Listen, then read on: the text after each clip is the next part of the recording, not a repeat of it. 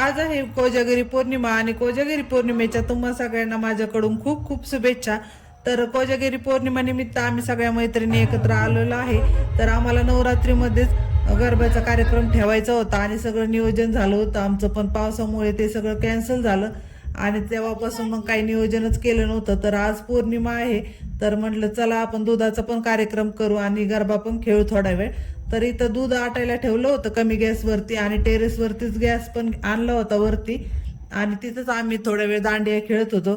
तर जो दुधाचा मसाला बनवून ठेवला होता ना तो टाकला इथे आणि अजून थोडा वेळ दूध आटायला ठेवलेलं होतं।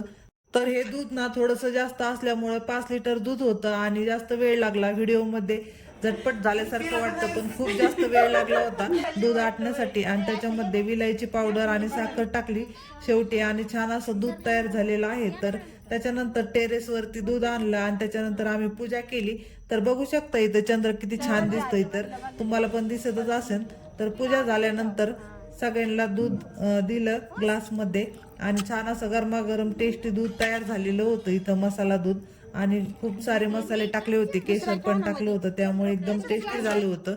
आणि आम्ही सगळ्या जणींनी दूध घेतल्यानंतर थोडा वेळ बसलो आणि त्याच्यानंतर गरबा खेळायचा होता आम्हाला। तर छान असा एन्जॉय केला मैत्रिणीसोबत। तर असं छान वाटतं एका दिवशी मैत्रिणीसोबत काहीतरी छोटे मोठे काही सेलिब्रेशन करायला। तर